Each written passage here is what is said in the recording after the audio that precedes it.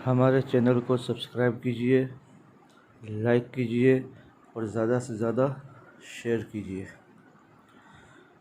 السلام علیکم ورحمۃ اللہ وبرکاتہ۔ الحمد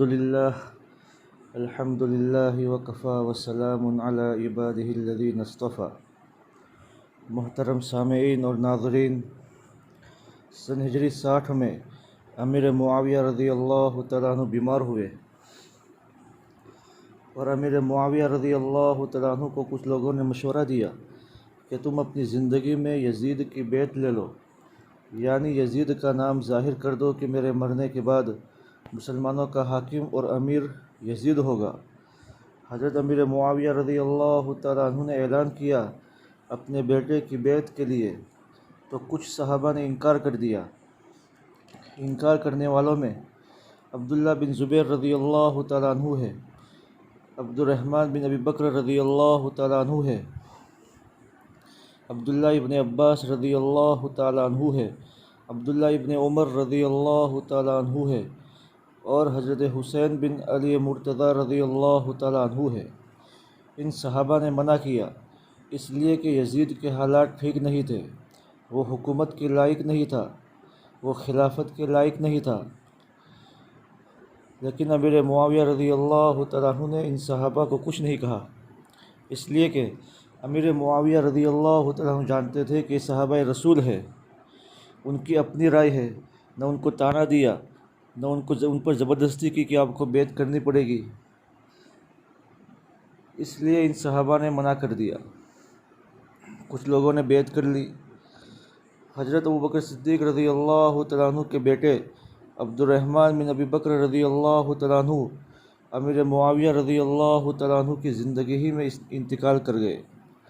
عبداللہ بن عمر رضی اللہ تعالیٰ عنہ صوفی صحابی تھے، فرمایا کہ سب بیعت کریں گے تو میں بھی کر لوں گا۔ عبداللہ ابن عباس رضی اللہ تعالیٰ عنہما کی اپنی خاموشی تھی، مگر حضرت حسین رضی اللہ تعالیٰ عنہ جن میں محمد الرسول اللہ صلی اللہ علیہ وسلم کا خون دوڑ رہا تھا، اور عبداللہ بن زبیر رضی اللہ تعالیٰ عنہما جن میں اللہ کے رسول کی نسب کا خون دوڑ رہا تھا، اس لیے کہ عبداللہ بن زبیر رضی اللہ تعالیٰ عنہما کی دادی جو ہے وہ نبی کریم صلی اللہ علیہ وسلم کی پھوپھی ہے، حضرت صفیہ رضی اللہ تعالیٰ عنہا۔ یہ دونوں صحابی اڑ گئے کہ یزید کے ہاتھ پر بیعت نہیں ہو سکتی۔ اسی درمیان امیر معاویہ رضی اللہ تعالیٰ عنہ کا رجب سن ہجری 60 میں انتقال ہو جاتا ہے اور یزید اپنی حکومت کا اعلان کرتا ہے۔ تو حضرت عبداللہ بن زبیر رضی اللہ تعالیٰ عنہما مدینہ منورہ سے مکہ مکرمہ چلے جاتے ہیں اور مکہ مکرمہ جا کر اپنی حکومت کا اعلان کرتے ہیں۔ اسی طرح حضرت حسین رضی اللہ تعالیٰ عنہ بھی اپنے خاندان والوں کو لے کر مکہ مکرمہ تشریف لے جاتے ہیں اور مکہ مکرمہ میں رہنے لگتے ہیں۔ اسی دوران کوفہ والوں نے حضرت حسین رضی اللہ تعالیٰ عنہ کو 17,000 کے قریب خطوط اور خط لکھے کہ تم کوفہ آ جاؤ، ہم تمہارے ہاتھ پر بیعت کریں گے، ہم یزید کو ماننے کے لیے تیار نہیں ہیں، ہم آپ کی مدد کریں گے اور ہم آپ کی رہبری میں زندگی گزاریں گے۔ حضرت حسین رضی اللہ تعالیٰ عنہ نے اپنے رشتہ دار مسلم ابن عقیل رضی اللہ تعالیٰ عنہ کو حالات کی تحقیق کے واسطے کوفہ بھیجا کہ جاؤ کوفہ والوں سے میری طرف سے بیعت کرو۔ جب مسلم بن عقیل رضی اللہ تعالیٰ عنہ اپنے 2 بیٹوں کے ساتھ کوفہ پہنچے تو کوفہ والوں نے شاندار استقبال کیا، لیکن الکوفی لا یوفی کہ کوفہ والے کبھی بھی وفادار ثابت نہیں ہوئے۔ حضرت حسن رضی اللہ تعالیٰ عنہ کے زمانے سے لے کر آج تک آپ دیکھ لیجئے کہ سارے فتنے عراق ہی سے اڑتے ہیں۔ کوفہ والوں نے مسلم بن عقیل رضی اللہ تعالیٰ عنہ کے ہاتھ پر حضرت حسین رضی اللہ تعالیٰ عنہ کی طرف سے بیعت کرنا شروع کی اور کچھ ہی دنوں میں 18,000 کے قریب لوگوں نے بیعت کر لی۔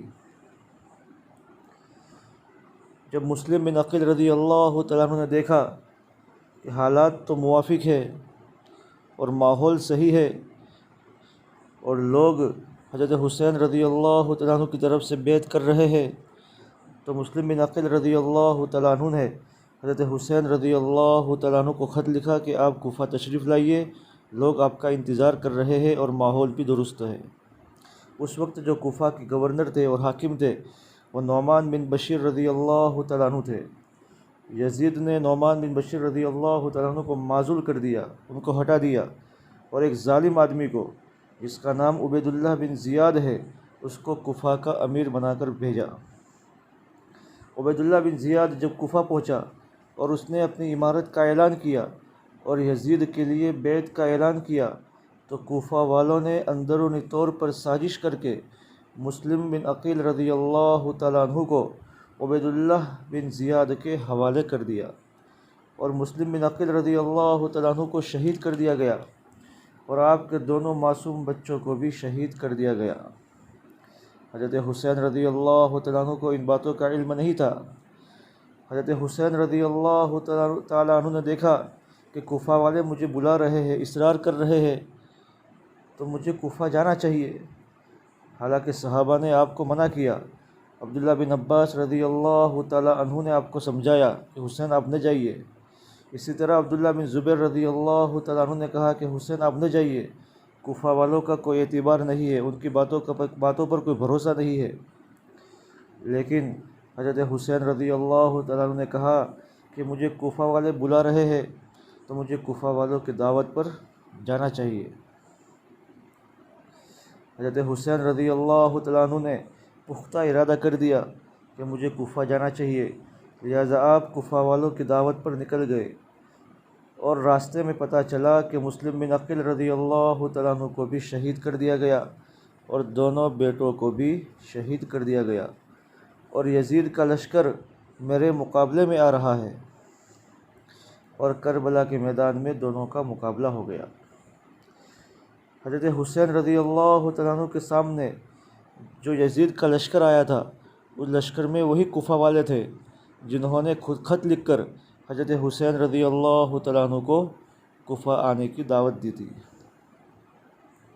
8 محرم الحرام کو وہاں پہنچتے ہیں، جا رہے تھے کوفہ کی طرف، صرف فیملی کے آدمی تھے، کوئی لڑائی اور مقابلہ کرنا مقصود نہیں تھا۔ عمرو بن زیاد اور شمر یزید کے آدمی تھے، اپنا نام بڑا کرنے کے لیے حضرت حسین رضی اللہ تعالیٰ عنہ کے خون کے پیاسے ہو گئے۔ حضرت حسین رضی اللہ تعالیٰ عنہ نے 3 باتیں رکھی کہ میں جہاں سے آیا ہوں مجھے وہاں واپس جانے دیا جاوے۔ نمبر 2، مجھے یزید کے پاس جانے دیا جاوے کہ میں خود اس سے اپنا معاملہ طے کروں۔ نمبر 3، یا میں کوفہ چلا جاؤں۔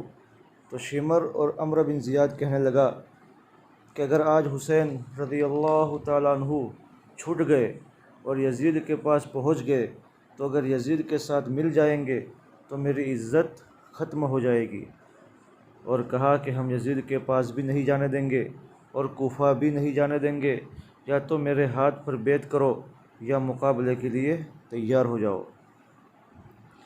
9 محرم الحرام کو حضرت حسین رضی اللہ تعالیٰ عنہ عصر کے بعد سوئے ہوئے تھے، اور مغرب سے پہلے آنکھ کھلی تو چونک کر کھڑے ہوئے اور کہا کہ ابھی ابھی میرے نانا جان محمد الرسول اللہ صلی اللہ علیہ وسلم خواب میں آئے اور کہا کہ حسین تم مجھے کل مل جاؤ گے۔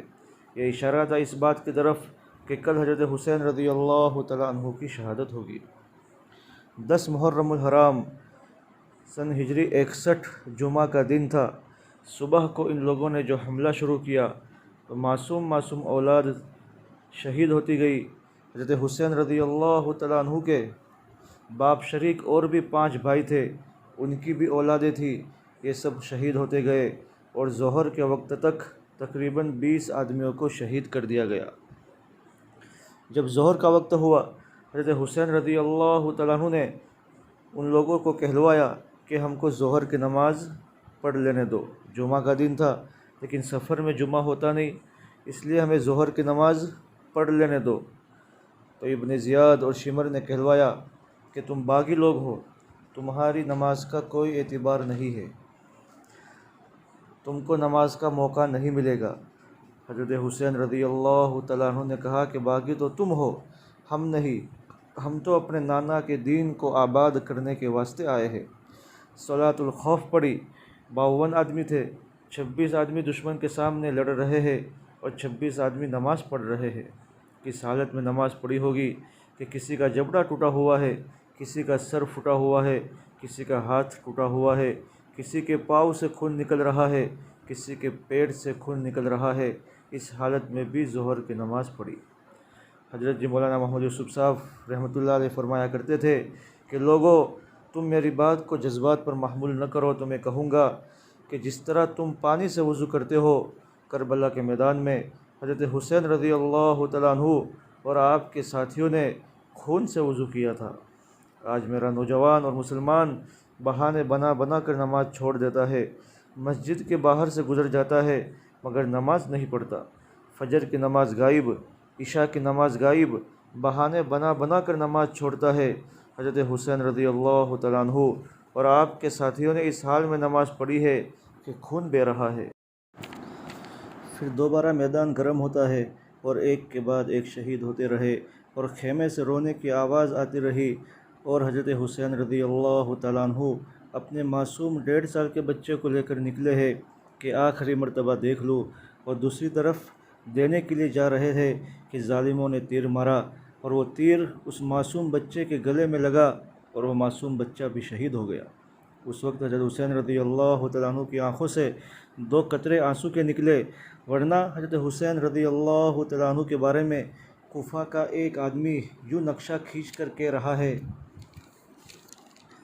کہ یہ عجیب نبی کا نواسہ ہے، اور نبی کا خون اس میں دوڑ رہا تھا کہ حضرت حسین رضی اللہ تعالیٰ عنہ کی آنکھوں کے سامنے ان کی اولاد شہید ہو چکی ہے، لیکن حضرت حسین رضی اللہ تعالیٰ عنہ کے سامنے اپنے نانا کا دین ہے کہ اگر دین آباد ہو جاوے تو میں ان سب کو قربان کرنے کے لیے تیار ہوں۔ شام ہوتے ہوتے سبھی ختم ہو گئے اور سب کے گلوں کو کاٹ دیا گیا، یہاں تک کہ حضرت حسین رضی اللہ تعالیٰ عنہ کو بھی شہید کر دیا گیا۔ انا للہ و انا الیہ راجعون۔ اور نبی کی نواسیوں کو اور بیٹیوں کو ہاتھ کڑی پہنائی گئی، ساری عورتوں کو پیچھے سے باندھ دیا گیا اور ان کے پردے اتار دیے گئے۔ اس وقت کیا ماتم ہوگا اور کیا وہ جلوس ہوگا۔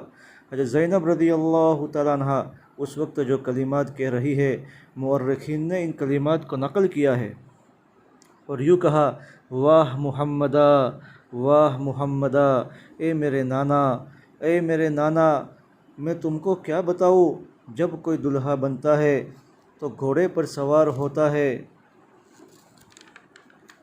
تمہارا نواسا تو نیزے پر سوار ہو گیا۔ حضرت حسین رضی اللہ تعالیٰ عنہ کے سر مبارک کو جسم سے جدا کر دیا اور نیزے پر اٹھا کر جا رہے تھے۔ کیا یہ قربانیاں ناچنے اور کودنے کے لیے دی تھی؟ کیا یہ قربانیاں جھوٹ بولنے کے لیے دی تھی؟ کیا یہ قربانیاں نمازیں چھوڑنے کے لیے دی تھی؟ کیا ہو گیا ہے اس امت کو؟ آج یہ امت رسم کو دین بنا کر سمجھ رہی ہے کہ ہم ثواب کا کام کر رہے ہیں۔ ثواب کا کام تو یہ ہے کہ محرم کے مہینے میں گناہوں سے توبہ کی جاوے، 5 نمازوں کو پڑھنے کی پابندی کی جاوے اور قرآن پاک کی تلاوت کا اہتمام کیا جاوے۔ میری آپ تمام مردوں سے عورتوں سے گزارش ہے کہ محرم کے مہینہ چل رہا ہے، عظمت کا مہینہ ہے، حرمت کا مہینہ ہے۔ اس مہینے میں ہم سب اللہ کے سامنے پکی سچی گناہوں سے توبہ کرے اور نمازوں کا اہتمام کرے، قرآن پاک کی تلاوت کا اہتمام کرے اور اللہ پاک کو راضی کرنے والے کام کرے۔ کربلا کا میدان یہ پیغام دے رہا تھا، آج حق کے لیے جان فدا کرے کوئی، آج حق کے لیے جان فدا کرے کوئی، وفا بھی جھوم اٹھے یوں وفا کرے کوئی۔ 1400 سال سے انتظار میں ہے نماز، 1400 سال سے انتظار میں ہے نماز، یوں حسین کی طرح مجھے ادا کرے کوئی۔ اللہ پاک ان باتوں پر ہم سب کو عمل کرنے کی توفیق عطا فرمائے۔ وآخر دعوانا ان الحمد للہ رب العالمین۔